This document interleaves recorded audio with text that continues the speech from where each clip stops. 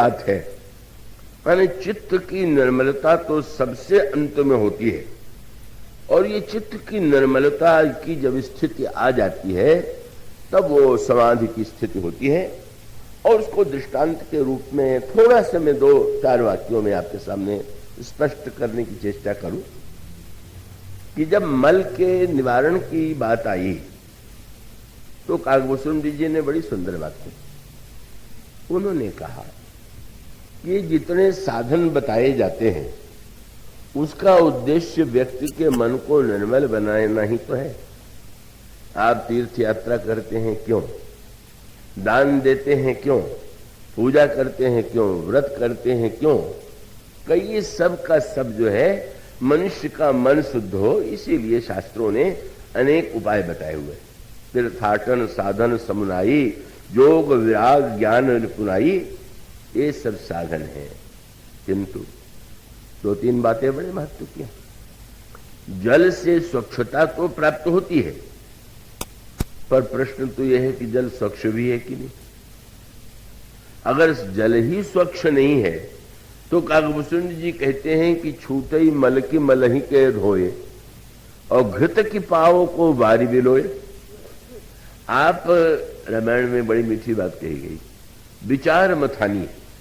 और उसका अर्थ है कि कोई भी काम कीजिए तो जैसे मथानी से जब आप मंथन करते हैं तभी दही से मक्खन निकलता है, इसी प्रकार से मुझता मत है विचार मथानी। पर अगर विचार मथानी है तो लगता है कि रावण भी बड़ा विचारक है। रावण हृदय विचारा। और इतना ही नहीं, जब भगवान शंकर की बात न समझ आने के बाद सती जी चली तो सती जी से शंकर जी ने कह दिया क्या? बोले जैसे मिटे मोह भ्रम विवेक विचारी, विचार करके तब करना। और सती जी ने पुनि पुनि हृदय विचार करी। तो विचार तो सती जी भी करती, विचार तो रावण भी करता है, किंतु उनका विचार कल्याणकारी क्यों नहीं हुआ? और उसका उत्तर यह है कि भाई मथानी के द्वारा मक्खन निकलेगा अगर दही में मथानी चलावे और पानी भर के घड़े में रख लें और दिन भर मथते ही रहें। यही बात काकभूषण जी ने कही कि छूटई मल की मलही के धोए और घृत की पाव को बारी बिलोए। आप पानी को, आपके अंतःकरण में पहले दधि का निर्माण नहीं हुआ और लगे मैं तो विचार कर रहा हूं, मैं तो सोच, बहुत से लोग विचार बहुत करते हैं, तो ब्राह्मण की तरह विचार करना वो तो, और सती जी के तरह विचार करना उसकी भी कोई सार्थकता नहीं।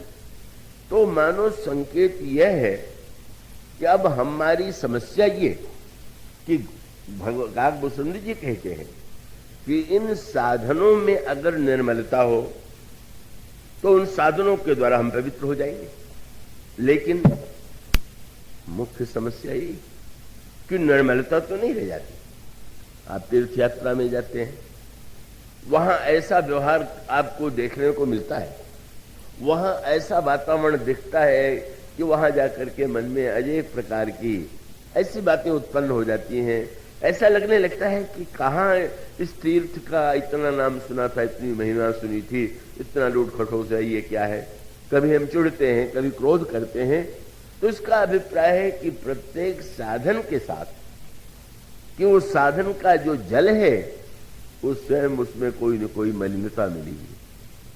आप व्रत करते हैं, व्रत भी अंतःकरण को शुद्ध करने के लिए किया जाता है कि जिससे हमारा संयम जीवा पर या स्वाद पर हम विजय प्राप्त करें, यही तो उसका उद्देश्य है। लेकिन अब व्रत के ही दिन योजना बनने लगे कि आज क्या क्या फलाहार कितना स्वादिष्ट बने, तो आपका व्रत क्या हुआ? उससे तो अच्छा आपका भोजन ही था। और मान लीजिए एक दिन आप व्रत रह करके बड़े गर्व से, एक सज्जन ने दूसरे सज्जन से पूछा आप आज व्रत नहीं, आज तो एकादशी है। मैं तो एकादशी का व्रत रहता हूं।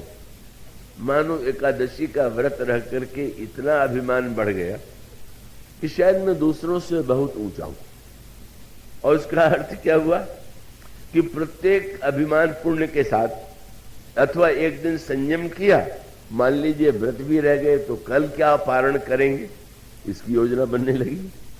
मानो प्रत्येक साधन के साथ कुछ न कुछ ऐसी बातें जुड़ गई हैं कि जिससे लगता है कि जल स्वच्छ नहीं। जल है पर जल में स्वच्छता नहीं है। कहीं पर दान में है तो अभिमान है, या पुण्य में है अभिमान है। अभिमान तो सारे सत्कर्मों के साथ जुड़े हुआ है।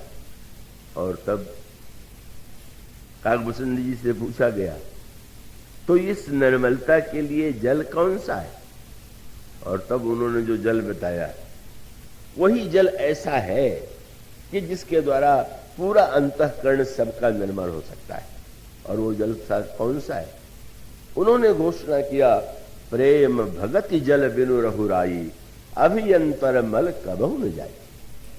जब तक हमारे अंतःकरण में प्रेमा भक्ति का उदय नहीं हो जाता है, तब तक अभ्यंतर मल कभी विनष्ट नहीं हुआ। और उसका अर्थ यह है कि सच्चे अर्थों में प्रेमा भक्ति कहने का अभिप्राय यह है कि भक्ति तो सबसे सरल और भक्त सबसे कठिन। सरल तो इसलिए है कि अगर कोई द्रव्य के लिए भी भगवान की पूजा कर रहा है तो भगवान उसको भी भक्त मानते हैं।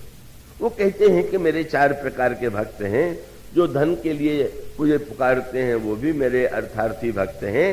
जो संकट में पड़ के मुझे पुकारते हैं वो भी मेरे आर्त भक्त हैं। ठीक है, किंतु इतना होते हुए वे प्रेमा भक्ति का तात्पर्य है कि इन वस्तुओं को हम भगवान से चाहते हैं तो भगवान इतने कृपालु हैं कि हमें भक्त मान करके हमारी इच्छा पूरी करते हैं।